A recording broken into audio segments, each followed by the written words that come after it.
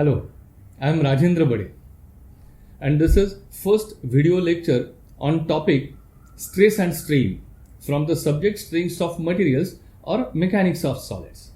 This video series is specially designed for mechanical and civil engineering students, and I am sure if you watch this entire series you will able to master the subject. So let's start. In this video we are going to understand these two terms, stress and strain. In this video we'll develop relation between stress and the axial load. We'll also derive relation between deformation and corresponding load. We'll discuss tensile tests on certain materials and corresponding stress-strain curve for ductile and brittle materials. In this video also we are going to become familiar with Hooke's law and corresponding other terms like Young's modulus, yield stress, proof stress, ultimate stress, factor of safety. So actually this video is going to be a very important video. Simple stress and strain. Consider a rod of uniform cross section acted upon by pull type of forces at their ends. Let L be the length of the rod and D be the diameter of the rod. Now here it is called uniaxial loading.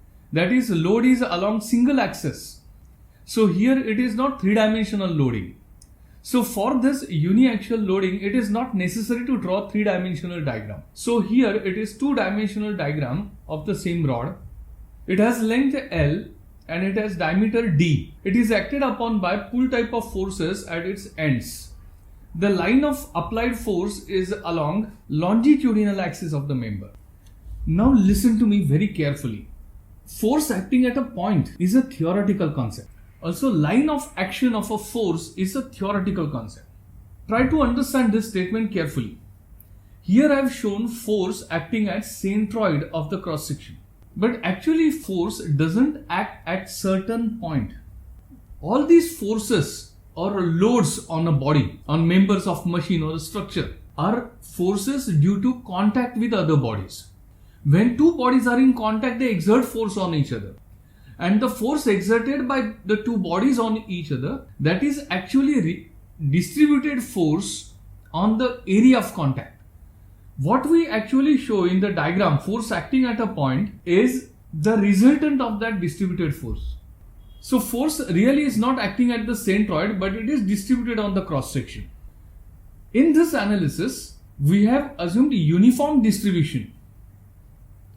So on a cross-sectional area, the given force is assumed to be distributed uniformly. And that is why it is a simple word is used. Simple stress and strain. Okay, let's proceed. Stress is intensity of force.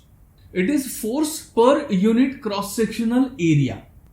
So this is how in mathematical form it is defined. Letter sigma here is for the stress. This is the notation we are going to use for stress. The force on cross-sectional area divided by the cross-sectional area. So this statement we can form in this manner also. So if you know stress on an area, then multiply it by the total area and you will get the force on that area. In this example, area is circular. So total area is pi d squared by 4. P is axial force or normal force. A is area of the cross section and sigma is normal stress on the cross section. Normal, that is because of the normal force. Stress due to normal force. Normal force can be either pull type of force on the cross section or a push type of force on the cross section. Pull type of force on the cross section, that is tensile force creating tension on the cross section. Push type of force on the cross section creates compression on the cross section. If force is in Newton and area is in meter squared, then corresponding stress is a Newton per meter squared. And the same unit, Newton per meter squared, is also known as Pascal. So 1 Pascal is nothing but 1 Newton per meter squared. When you do certain calculations in strengths of materials, there must be consistency in units. So 1 Newton per meter squared is 1 Pascal. 1 Newton per millimeter squared is 1 megapascal. So 1 gigapascal, that is 10 raised to 9 Pascal, nothing but 10 raised to 3 megapascal, means 10 raised to 3 Newton per millimeter square. In our calculations, we are going to use force in Newton and dimensions in millimeters. And therefore stress will be expressed in terms of Newton per millimeter squared, nothing but megapascal. 1 kilonewton per centimeter squared, that is 10 megapascal. That is 10 Newton per millimeter square. So be familiar with the units so that in calculations you will not make mistakes in units. Now try to understand this concept, strain. It's the same rod of length L acted upon by force P. Under the action of force P, rod elongates. And new length is L plus delta L. So clearly there is increase in length because of application of force P. Now with reference to one end, if you want to know what or if you want to show change in length in a diagram, then this is how we can show. Let's assume one end is fixed and force is applied at its free end. Immediately when you apply force at free end, there will be reaction at fixed end, equal and opposite reaction. So this rod is acted upon by pull type of force at its ends, and under this force, of course, there is deformation and there is change in length of the bar. So final length is L plus delta L. Delta L is change in length of the bar. Now try to understand what do you mean by strain. Strain is change in length divided by original length. Change in length divided by original length, that is strain. E, that is the letter we are going to use for strain, and that is delta L by L. Now let's discuss stress and strain curve. This stress strain curve is a result of observation of a test, a tensile test on a material. A rod of certain material, that is a specimen. This is how a specimen of certain material is prepared. Middle portion has certain length of uniform cross section and ends are wider. At its ends, the specimen is held in firm grips of a testing machine. Right now in the diagram I have shown ends threaded, but it's not necessary, it depends on the design of jaws of the machine. On the specimen, proper markings are done. What does that mean? That this particular length is under observation, that is called gauge length. So this particular length is under observation. It has a uniform cross section of diameter D. Now the specimen is held at its ends between grips of the testing machine. The machine applies pull type of force on the specimen at its ends. The amount of the load or the force applied by the machine and corresponding elongation of the bar we can read on digital dials of the machine. So at regular intervals we note down our observations. So machine exerts force on the bar, and as force increases, length of the bar starts increasing. Clearly we can notice with our eyes the change in length of the bar. This is the original marking and it has moved upward. So that is change in length of the bar. Load further increases, length of the rod further increases, and a stage comes that at certain position of the rod, cross section of the rod, at certain position of the rod, cross section of the rod starts reducing. That is called a neck formation.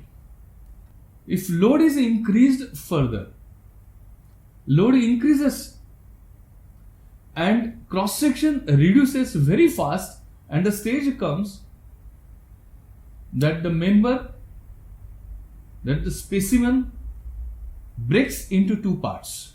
That is fracture. So till fracture occurs at regular interval, we have taken readings.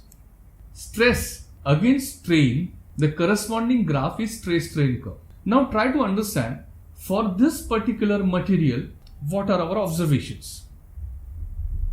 Strain is taken along x-axis, so stress is taken along y-axis, And when we plot your observations, our finding is stress is directly proportional to strain. You get the graph nearly as you get a graph straight line up to certain limit, and that is called proportional limit. After that, graph is no more proportion, but you get a point on the curve up to this stage, that is up to elastic limit. If you remove your load, material regains its original dimensions. After that, a point is reached.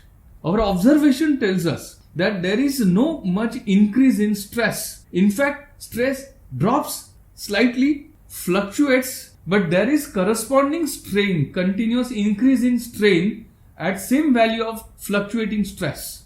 That particular point is a yield point.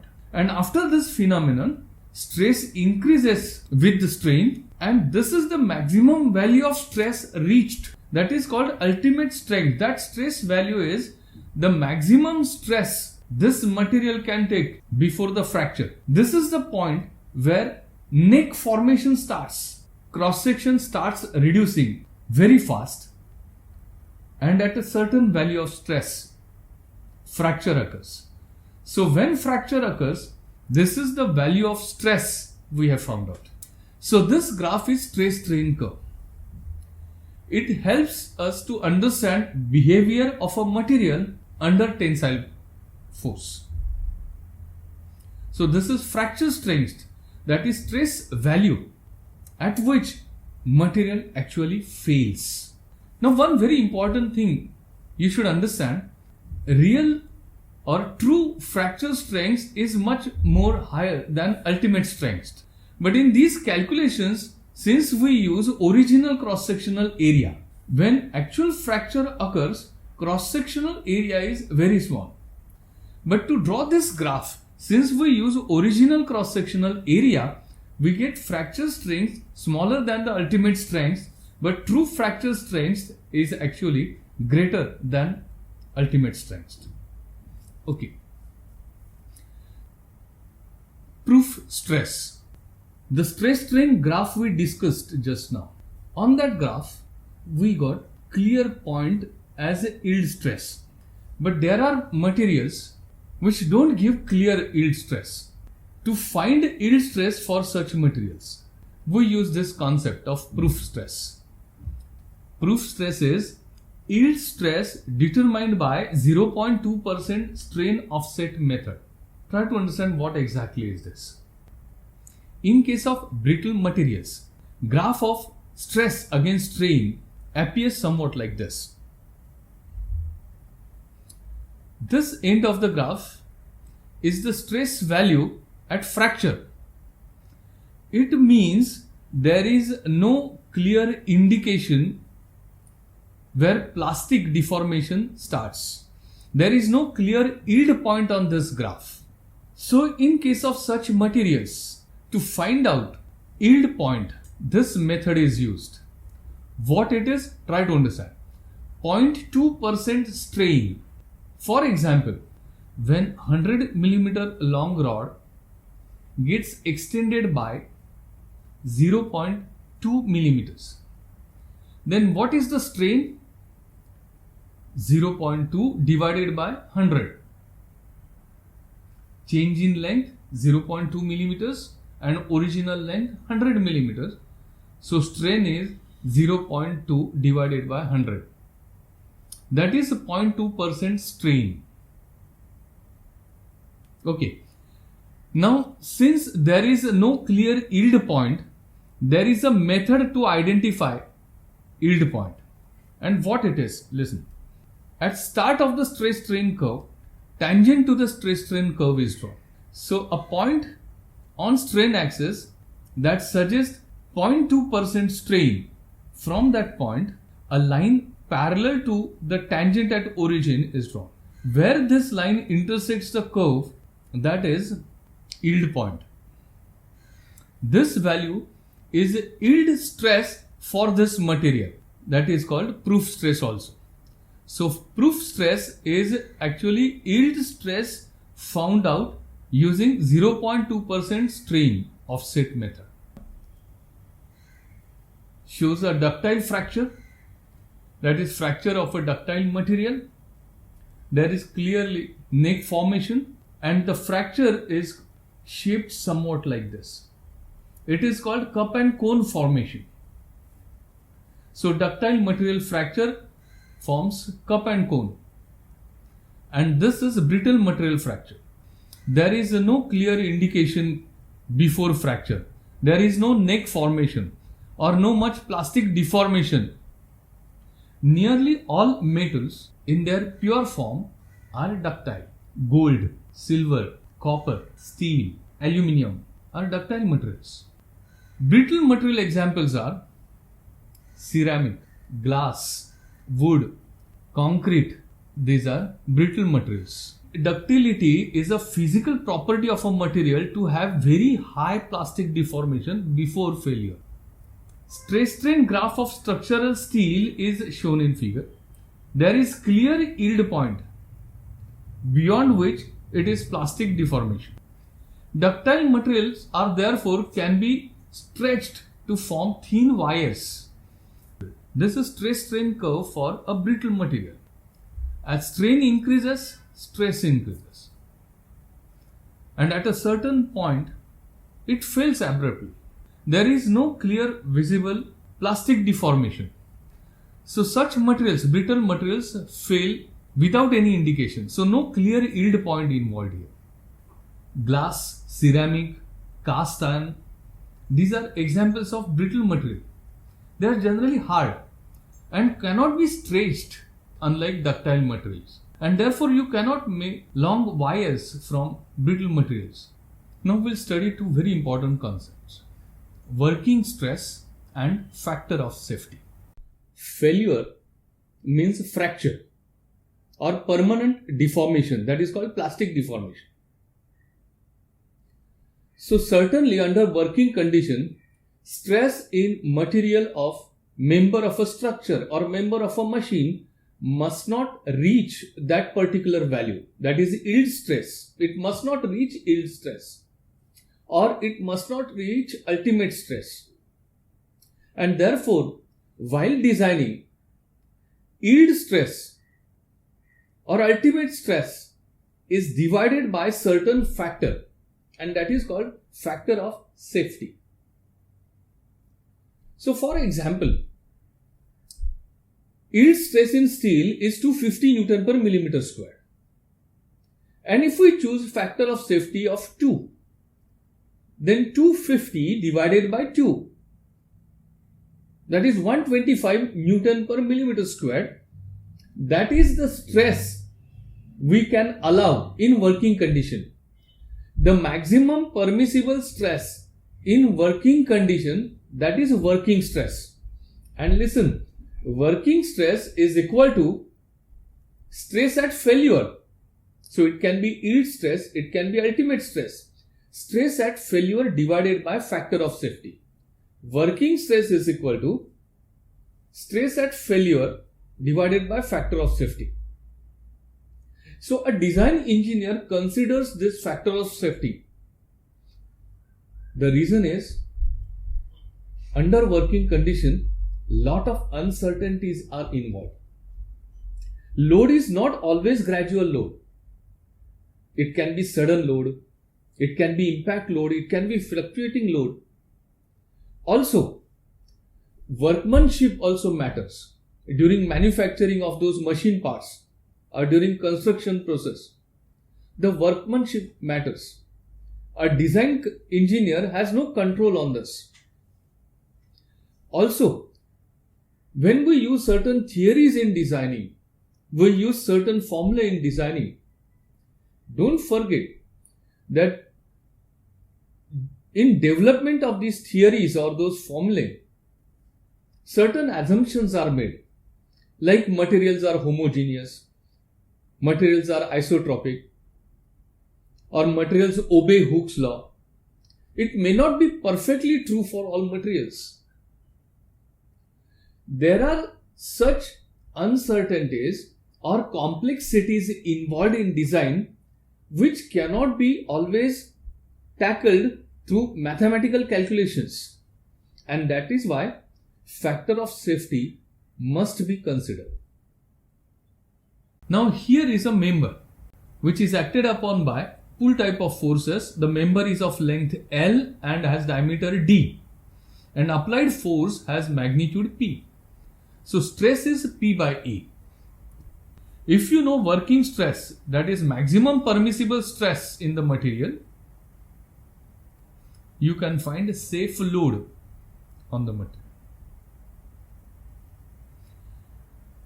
Or other way around, if you want to know what should be the cross-sectional area of the member, that is, when you want to decide dimensions of cross-sections of a member, when you want to decide the safe area required for a particular member of a machine or a structure, then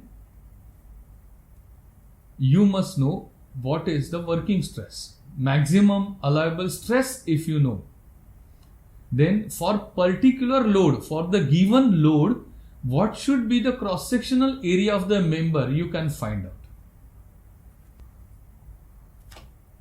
Working stress is also called safe stress. Don't forget, working stress is also called as safe stress or permissible stress. Working stress is yield stress divided by factor of safety. Okay, now we'll study Hooke's law and Young's modulus. Young's modulus is also known as modulus of elasticity. What exactly it is? Here is a graph. Stress-strain curve for a typical ductile material. Of course, in case of brittle materials also, up to certain limit, graph is a straight line. So up to certain limit, that is called proportional limit, stress is directly proportional to strain. This is what your observation, when you put it in proper words, that is Hooke's law. In case of a solid material, up to certain limit, deformation of the material is directly proportional to the applied load. In other words, up to certain limit, induced stress in a solid material is directly proportional to the corresponding strain. In mathematical form, this is how we can write. Stress is directly proportional to strain. In equation form, we can write it in this manner, where E is constant of proportionality. And this is exactly what is Young's modulus. So we can define Young's modulus as stress divided by strain. It is a ratio of stress to strain. That is Young's modulus. It is denoted by letter E, and it is also known as modulus of elasticity. What is unit of stress? Pascal, Newton per meter square. And strain has no unit. So unit for Young's modulus is Newton per meter square. So unit of stress and unit of Young's modulus, that is one and the same. Of course, in calculations, as I told you, we are going to use a unit Newton per millimeter square up till now. Let's revise what we have studied up till now. Here is a rod of length L. It has uniform cross section and it is acted upon by axial load P. Area of the cross section is pi d squared by 4. Of course, it can have any cross section. Only thing is, we have right now considered rods with uniform cross section. So here is again a rod of uniform rectangular cross section. B is width of the rod, T is thickness of the rod, and L is length of the rod. So in this case, cross sectional area is B into T. This is how two-dimensional diagram of the rod. The rod is carrying axial load P. So at any transverse cross section, stress is given by the force on the cross section divided by the cross sectional area. Under the applied load, there is deformation. So the deformation in the direction of the applied load is delta L, that is increase in length of the bar. If push type of force is applied, it is decrease in length of the bar. In this case, in the diagram, I have shown increase in length of the bar. So strain is change in length divided by original length. So stress and strain, they are related. Stress divided by strain is Young's modulus, or strain is a stress upon Young's modulus. Now you will understand why I have arranged these terms in this manner. Focus on this formula. Strain is change in length divided by original length.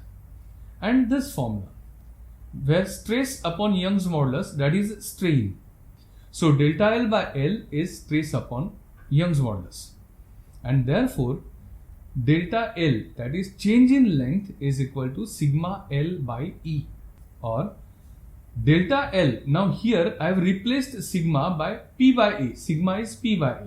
So delta L, that is change in length, is PL by EE. Now focus on these two formulas. You will be always interested in this. Under particular load, what is stress and what is deformation? How much is stress and how much is deformation? So these two formulae are very important, and for different other types of loads, you are going to create such two formulae. Relation between load and stress, relation between load and deformations. Stress on a cross section is load on the cross section divided by corresponding cross sectional area. Strain is change in length divided by original length. Note here, instead of delta L, I have used only letter delta. So henceforth in our calculation, this delta means change in length. Young's modulus is stress upon strain.